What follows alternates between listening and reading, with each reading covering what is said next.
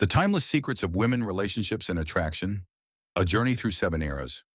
What I'm about to share may forever change the way you perceive women, love, and attraction. Prepare to embark on a journey, not just across the psychology of attraction, but across time itself. We're diving into 7 surprising psychological truths about women, insights that many men are too timid to face, but that, once understood, can reshape your relationships and self-mastery. This isn't just about understanding women, it's about understanding yourself. As the Stoics taught centuries ago, the man who masters himself masters the world. But that lesson echoes not only in Stoic Rome, it carries through the ages. From the wisdom of the ancients to the sharp intellect of the Enlightenment, the passion of the Renaissance, the restraint of the Victorians, and the fractured complexities of our postmodern era. Let's walk through 7 eras, 7 insights, and unlock the timeless truths about attraction and human connection. I.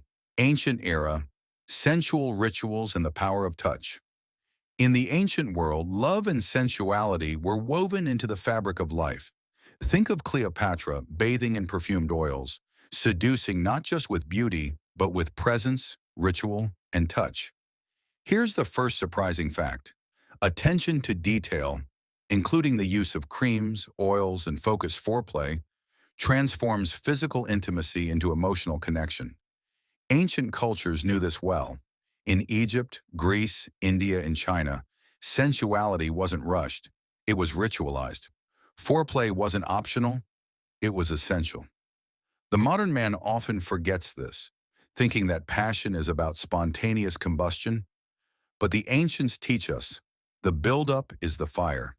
In a relationship, the way you slow down, the way you apply attention to her senses, scent, skin, temperature, is what ignites something deeper.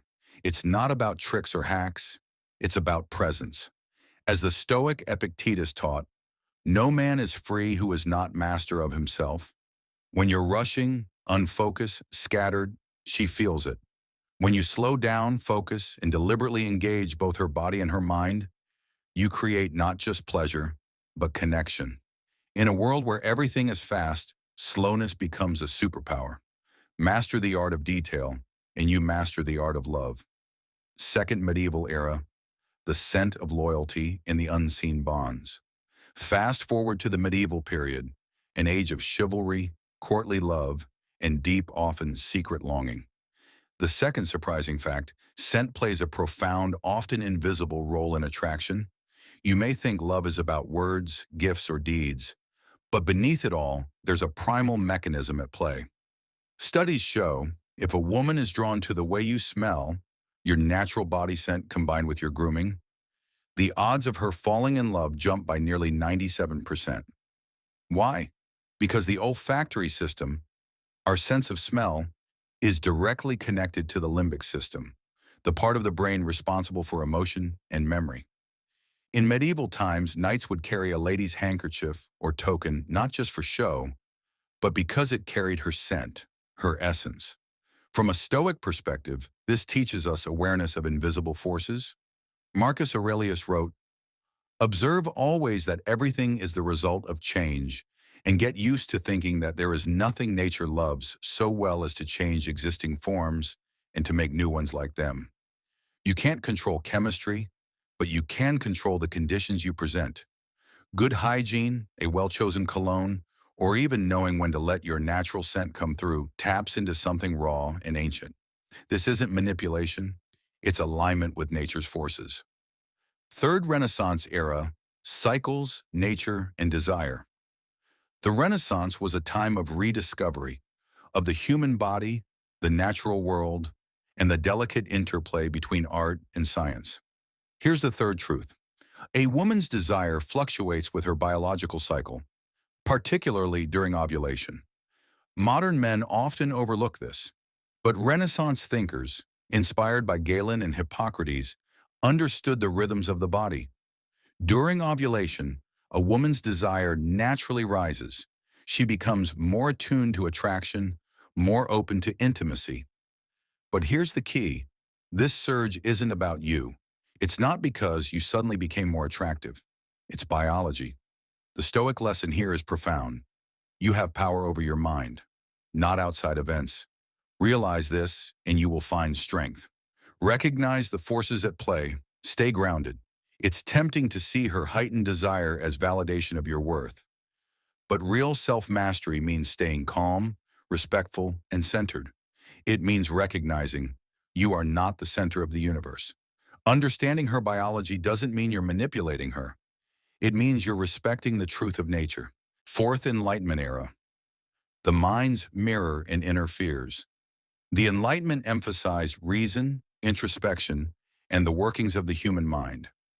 Fourth truth. Many women worry deeply about how they appear during intimate moments. This truth is often invisible because it's hidden beneath smiles, laughter, and bravado. But it's there. No matter how confident a woman may seem, insecurities often swirl just beneath the surface. She wonders, does he think I look good? Am I performing well? Is he judging me? Your role is not to control her thoughts. Your role, as the Stoics remind us, is to control your response. A calm, reassuring presence, one that exudes steady confidence, can transform her experience. By showing that you are not fixated on superficialities, by focusing on connection rather than perfection, you free her from self-judgment. As Enlightenment philosopher Immanuel Kant might frame it, act in such a way that you treat humanity, whether in your own person or in the person of another, always as an end and never merely as a means. When you help her feel valued, you're not just calming her worries. You're embodying a higher standard, one of respect, presence, and emotional maturity. V Victorian era. Modesty, secrets, and the dance of desire. In the strict, corseted world of the Victorian age, desire was both heightened and repressed, hidden behind layers of etiquette and restraint. Here's the fifth insight. Women have unique, sometimes surprising preferences when it comes to sexual positions. And these preferences are deeply tied to emotion and trust. One of the most commonly preferred, penetration from behind, often described as a position that blends intense physical sensation with an almost primal emotional connection. But here's the mistake many men make. They assume it's just about physicality. In truth, a woman's preference in intimacy is often about how she feels, her sense of vulnerability, trust, excitement, and surrender. The Victorian mindset, for all its repression, understood one crucial thing. Desire is never just about the act. It's about the emotional world behind it. A Stoic lover recognizes this. He pays attention, adapts, and responds to her needs, not rigidly imposing his own expectations. This is the mark of true mastery, to read the moment, to adjust with grace, to give without losing yourself.